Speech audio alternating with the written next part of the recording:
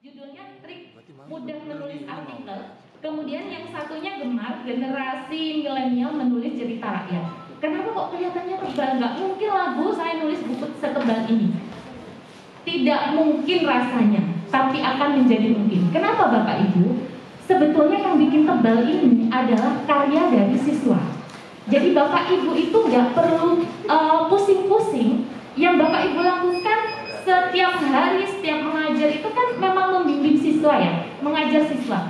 Hasil dari siswa yang dilakukan oleh siswa itu dikumpulkan Bapak Ibu, diminta soal-filenya. Contoh kecil ya. Kalau dalam bahasa Indonesia, saya ada materi menulis artikel. Nah, saya bimbing siswa saya untuk menulis artikel. Dituliskan per paragraf kita bimbing. Setiap kalimat kita bimbing bagaimana penulisannya. Pada akhirnya menjadi satu buah karya yang utuh. Kalau kita mengajar satu kelas kan sudah jadi bagus tuh ya. Satu lembar per siswa. Kalau kita mengajarnya satu kelas isinya 36, maka akan menjadi 36 karya, 36 lembar kalau per siswa satu lembar. Kadang mereka itu bisa sampai 2 lembar, 3 lembar bahkan. Gitu. Kenapa? Karena awalnya mereka nggak suka, tapi lama-lama karena terbiasa, akhirnya menulis itu menjadi candu, Bapak Ibu. Menjadi candu. Nah, kalau satu kelas, kalau 2 kelas, kan akan menjadi 60 lebih ya. Untuk bisa dicetak seperti ini, kalau kita nggak ikuti IKP, kalau IKP itu syaratnya 150 lembar. Kalau bukan IKP, kita bebas saja mau berapa lembar. Paling tidak untuk bisa terlihat menjadi buku yang sedikit kokoh itu kan 60 ya. Kita sudah ya, kita ngajar 2 kelas kan sudah tebal ya, sudah tebal. Nah, kita bimbing siswa kita kemudian menghasilkan karya. Lalu ada yang bertanya kadang, iya kalau bahasa Indonesia Bu, kalau gimana kalau yang eksak? Ada triknya Bapak Ibu, nanti bisa kolaborasi dengan guru bahasa Indonesia misalnya, atau mau sendiri nggak apa-apa. Misalnya gini, guru fisika mungkin ada rumus-rumus bulut ya, kemarin kita ngobrol-ngobrol ada rumus-rumus ya bulut ya di fisika, ada rumus apa gitu, ada kata-kata yang itu mengandung unsur fisika atau materi fisika, menyusun sebuah puisi yang di dalamnya ada rumus fisika. Nah, seperti itu. Jadi kan satu puisi untuk bahasa Indonesia bisa, untuk fisika bisa, kimia misalnya bisa juga seperti itu. Kan ada misalnya apa bulan kemarin energi terus ada apa? Nah, ya seperti itu kita dimunculkan di puisinya. Isinya harus sesuai dengan dengan judulnya, dengan konten isinya gitu Bapak Ibu. Nah, kemudian satu lembar kan jadi puisi, di belakangnya diberi penjelasan apa maksudnya siswa ini dengan puisi ini. Bisa diberikan uraian di belakangnya. Kan sudah satu siswa sudah jadi dua lembar ya. Itu bisa untuk mapel fisika, bisa untuk mapel bahasa Indonesia sekaligus. Jadi tugasnya anak-anak itu satu tapi untuk 2 mapel gitu. Matematika mungkin juga bisa seperti itu. Mungkin ada rumus-rumus di aljabar apa gitu ya, perkalian dan sebagainya. Saya kurang paham juga materinya di mapel lain. Itu bisa seperti itu. Menulis puisi yang di dalamnya ada rumus-rumus itu gitu. Kemudian mapel yang lain, geografi misalnya, saya dengan Bu Ida ada materi Bu Ida itu potensi wilayah. Saya ada materi menulis artikel. Jadi artikelnya ambil tema berdasarkan temanya geografi, potensi wilayah. Jadi satu tugas bisa untuk 2 mapel. Nanti akan jadi buku. Gimana caranya? Kan sudah siap, anak-anak sudah disiapkan. Nanti disuruh ketik kalau sudah selesai. Kalau untuk yang ditulis kan memang harus ditulis, kita koreksi sebagai bukti fisik, mungkin nanti untuk akreditasi juga ya Pak, bukti fisik seperti itu penting. Nah, kemudian selanjutnya setelah pekerjaan siswa ini beres, sudah jadi kan, filenya sudah banyak. Kemudian kita bisa menulis Bapak Ibu, kita bisa menulis pelan-pelan. Caranya bagaimana? Kalau ingin menulis buku, kita bisa lihat contoh-contoh buku itu seperti apa. Kebetulan di sekolah kita punya banyak sekali referensi. Bapak Ibu bisa datang ke perpustakaan depan, bisa dilihat bagaimana penulisan buku. Nah, kalau saya di buku saya ini saya sampaikan dulu, misalnya tentang materinya apa, konten materi yang saya ajarkan seperti apa, isinya sebagaimana. Kemudian yang kedua, hambatan yang saya alami dalam mengajar itu seperti apa. Yang ketiga, metode mengajar yang saya lakukan apa. Nah, yang keempat, hasilnya apa? Hasilnya kan itu yang dibuat oleh siswa tadi, yang berlembar-lembar itu. Kemudian berikutnya, nanti tinggal Bapak Ibu datang ke perpustakaan. Saya ingin tahu cara penulisan buku seperti apa. Nah, modelnya seperti apa. Nanti bisa disusunkan minimal buku itu terdiri dari covernya, kemudian kata pengantar, daftar isi. Babnya dibuat seperti tadi, misalnya Bapak Ibu materinya mengajarkan apa, hambatannya bagaimana, kemudian metode yang Bapak Ibu ajarkan seperti apa, hasilnya bagaimana. Hasilnya kan sudah hasilnya dari siswa itu. Nah, itu akan menjadi satu buku yang utuh Bapak Ibu. Itu akan menjadi satu buku yang utuh. Jadi Bapak Ibu akan punya buku. Covernya saya nggak bisa Bu, nggak usah. Itu nanti urusannya penerbit. Nanti penerbit yang akan membuat covernya seperti apa. Selanjutnya, nah Bapak Ibu kalau ingin misalnya mengutip, apakah boleh? Boleh Bapak Ibu. Boleh Bapak Ibu mengutip, misalnya mau mengambil dari buku yang lain atau referensi yang lain. Nanti Bapak Ibu bisa ceknya di Small SEO Tools, kira-kira plagiasinya itu berapa. Kalau untuk buku, sebetulnya kemarin kalau di kementerian itu 35% ya, tapi sekarang saya dengar katanya 20% gitu. Dan cara mengutipnya bagaimana? Ini yang perlu Bapak Ibu lakukan bukan hanya di buku ya, mungkin menulis karya ilmiah juga seperti ini. Iya, karya tulis ininya seperti ini. Misalnya gini, ada kalimat yang Bapak Ibu kutip, saya sedang makan, ambilnya di internet atau di buku. Nah, ini kan harus Bapak Ibu ubah dengan kalimatnya sendiri. Pada intinya sama. Contohnya, saya memasukkan makanan ke dalam mulut lalu mengunyah dan menelannya. Ini kan sama dengan pengertian saya sedang makan. Kalau dicek di Small SEO Tools, 100% plagiasinya sudah nggak ada, nggak plagiat. Nah, seperti itu Bapak Ibu. Ya. Jadi sudah menjadi satu buku yang utuh. Maka dari itu mari kita bersama-sama menulis Bapak Ibu, karena yang terucap itu akan mudah dilupakan, yang tertulis akan selalu dikenang. Semoga Bapak Ibu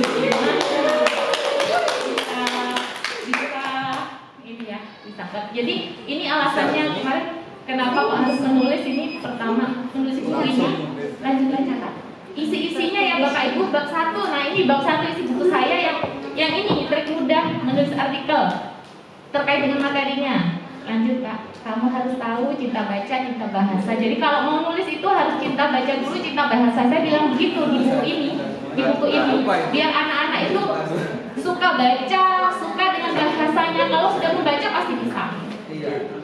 Kemudian di bab 2 saya menulis munculkan keberanian menulismu. Banyak siswa itu yang masih takut untuk menulis, padahal sebetulnya mau tulis dulu. Dan memang kadang-kala menulis itu ada unsur trauma ketika gini Bapak Ibu.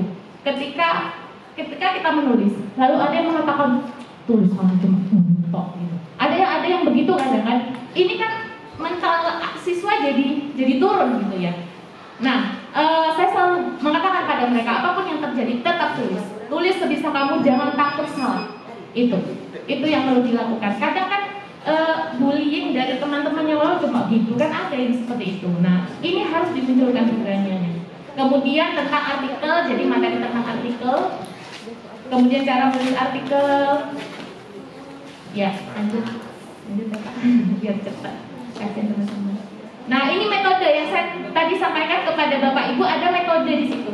Sahabat Pemulih, trik mudah menulis artikel. Ini saya jelaskan di buku itu. Saya punya metode namanya ini. Saya jelaskan sahabat Pemulih itu seperti apa sih, tahapannya begini. Hanya bercerita saja Bapak Ibu di situ. Kemudian, nah, bagaimana menjadi seorang penulis artikel? Yang pertama, berlatih, tidak putus asa. Ya, seperti itu isinya. Kemudian contoh artikel dengan trik sahabat Pemulih. Jadi itu tadi hasilnya siswa tadi. Hasilnya siswa yang berlembar-lembar sampai jadi tebal seperti ini. Lanjut. Karya aku di media. Kebetulan kemarin di tulisan artikel siswa ini 14 siswa dimuat artikelnya di koran Pantura. Jadi ini yang ditampilkan di buku.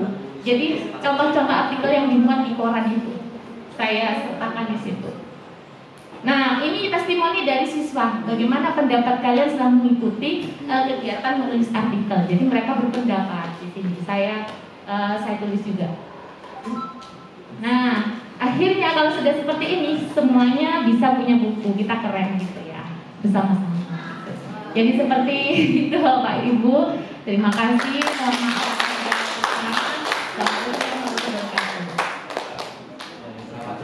Ya, Assalamualaikum warahmatullahi wabarakatuh. Bertek saya Bapak Ibu.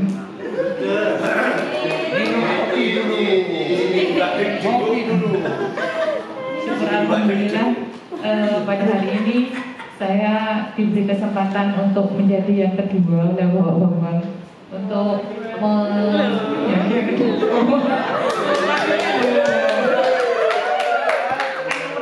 Buyu wanita maksudnya ya, ya bukan yang lainnya.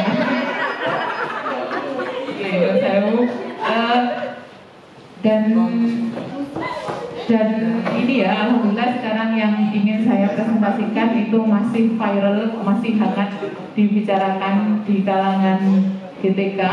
Ya, sebelumnya saya haturkan nun sewu pada Bapak Bambang, Bapak Tasron, Bu Eva selaku pengajar praktik, guru penggerak, dan salam sayang semangat untuk teman-teman CGP Madura. Saya nun sewu mendahului begitu Pak Ziki, Bu Anissa, Pak Ali, dan Pak Ansori serta guru-guru yang saya hormati. Udah disayang. Ya, udah disayang. Setiap hari kalau Pak Bos kesiswaan ini setiap hari pasti ya. Oke. Begini Bapak Ibu, hal yang menarik menurut saya yang saya dapatkan masih belum lama berjalan, terhitung 2 pekan Bapak Ibu, ini yang sudah saya dapatkan dan menarik serta sangat mungkin untuk kita implementasikan bersama begitu ya. Itu mengenai desain kerangka pembelajaran sesuai dengan filosofi pemikiran I Hajar Dewantara Bapak Ibu. Karena itu saya mengusung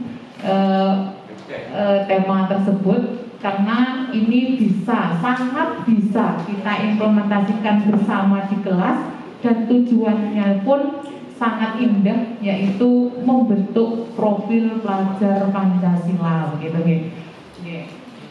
Sebelumnya saya ulas sedikit saja bagaimana sih filosofi KHD beliau adalah Ki Hajar Dewantara tentang pandangannya terhadap pendidikan gitu ya.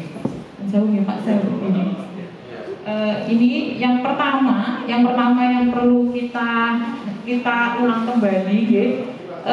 Kita diingatkan bahwa anak itu bukanlah tabula rasa. Tabula rasa itu berarti kertas kosong Bapak Ibu. Mungkin kalau kita lihat sekarang sudah banyak sekali pembelajaran yang istilahnya sesuai dengan ini. Tapi kadang kita guru di kelas itu lupa bahwa mereka itu bukanlah kertas kosong yang kemudian kita bisa menuliskan apa yang kita mau terhadap mereka gitu ya. Nah ini diingatkan kembali oleh KHD bahwa anak itu bukan kertas kosong. Pada hakikatnya mereka itu memiliki kekuatan kodrat Bapak Ibu yang sudah tertulis secara samar. Artinya mereka sudah memiliki bakat dan minat. Dan tugas guru itu bukan untuk menuliskan apa yang kita inginkan, bukan gitu ya. Tapi menuntun mereka sesuai dengan kodratnya. Jadi ibaratnya saya guru matematika, terus kamu harus bisa gitu ya matematika. Padahal dia secara multiple intelligence kalau kita lihat ternyata musikalnya yang bermain, ternyata fisiknya yang bermain. Jadi saya tidak bisa memaksakan kehendak saya untuk kamu harus bisa matematika. Nah, begitu itu kalau menurut KHD kurang benar begitu ya Bapak Ibu. Tapi ya itu menjadi PR untuk saya dan kita semua. Terus yang kedua, Nah, seperti yang disebutkan tadi bahwa pengajar itu adalah pamong. Pamong itu berarti menuntun kodrat dan memperbaiki lakunya, bahasanya begitu Bapak Ibu. Jadi yang bisa diubah terhadap anak ini bukan dasarnya, bukan, tapi lakunya. Artinya kita bisa menuntun mereka untuk menjadi lebih baik, tapi sesuai dengan bakat dan minatnya, begitu. Okay. Nah, yang ketiga ini semboyan yang sudah sering kita dengar, yaitu ing marso sutulodo, ing mabyo mangun karso, dan tuturi hendayani. Jadi sebagai guru sebaiknya kita itu menjadi contoh di depan, kemudian kita menjadi motivator ya di sebelahnya, dan kita juga bisa menjadi pendukung dari belakangnya. Ya, 3 hal ini bukan kemudian satu-satu, tidak, tapi sebaiknya kita bisa menjadi sosok pamong yang dengan yang sesuai dengan ketiga semboyan. Nah, di sini saya menjelaskan bahwa 3 semboyan ini bisa mencapai maksud pendidikan, yaitu mencapai keselamatan dan kebahagiaan siswa. Istilah sekarang kalau di abad 21 itu well-being.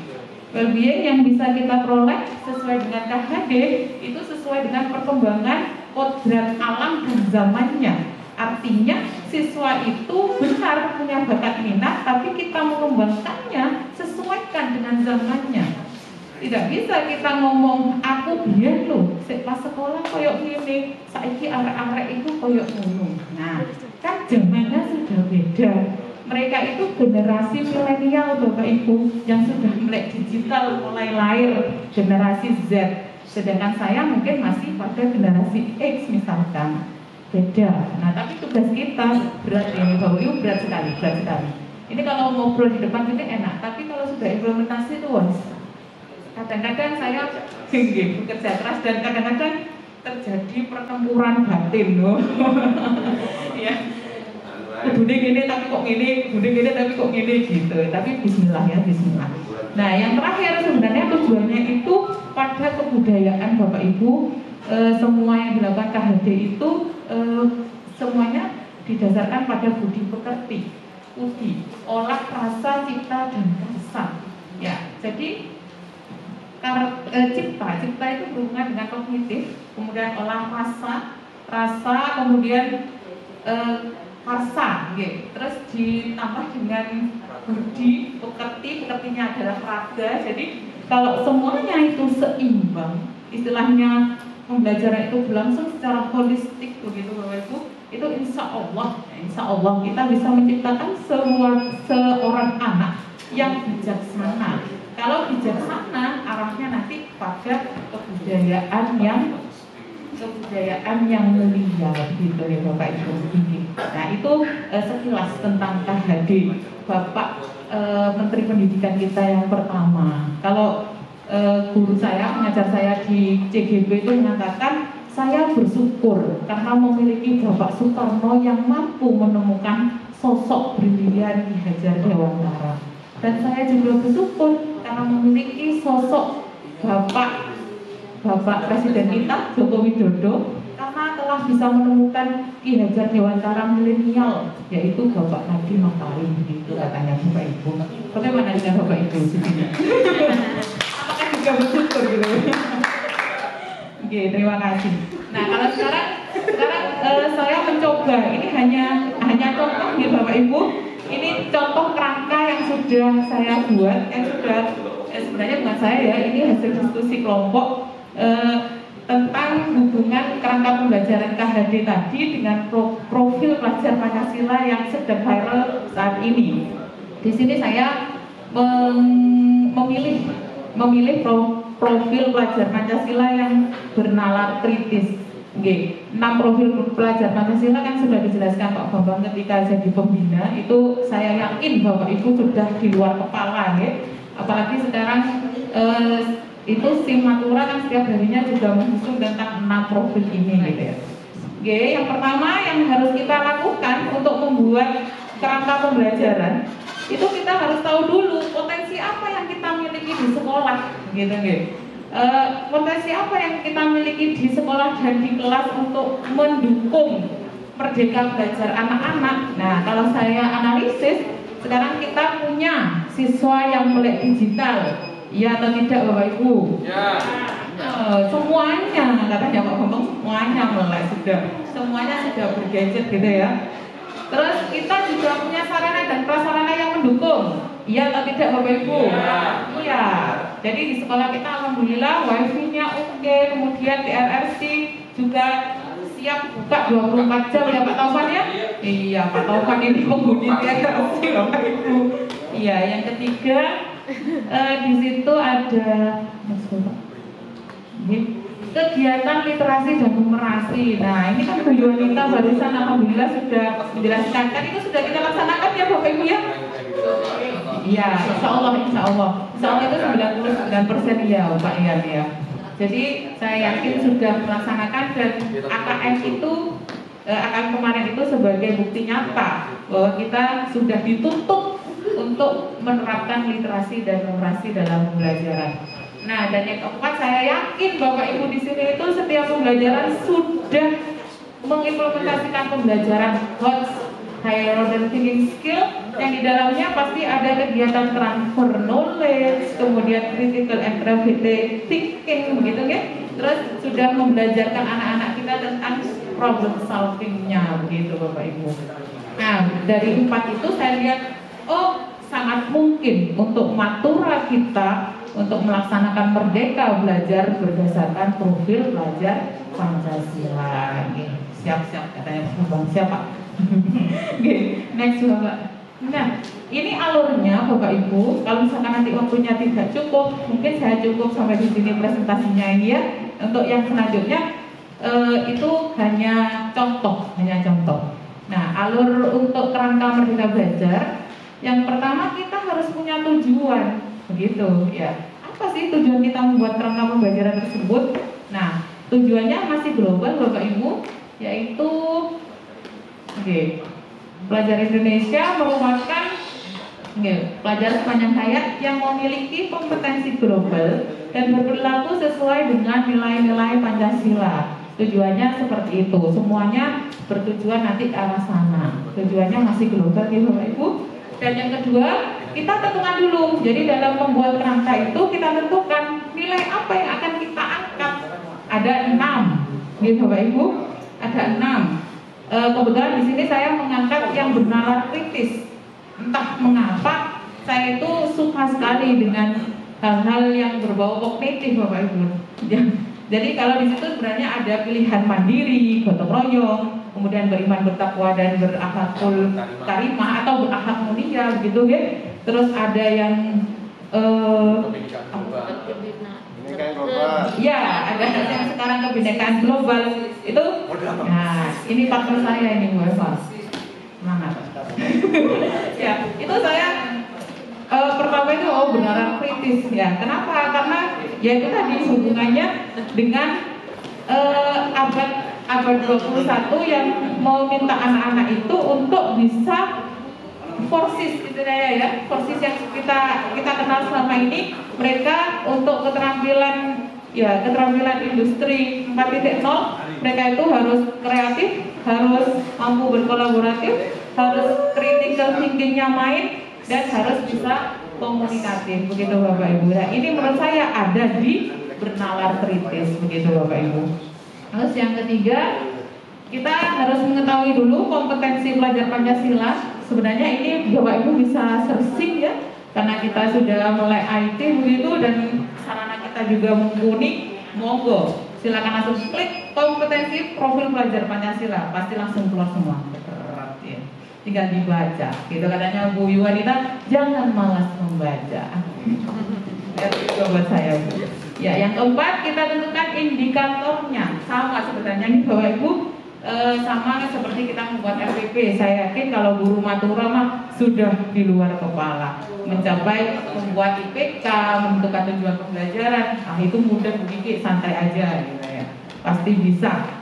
Dan yang terakhir adalah, nah ini yang agak berat Bapak Ibu, bagaimana cara kita mengelaborasikan dan melakukan praktik konkret di lapangan. Itu PR kita Bapak Ibu.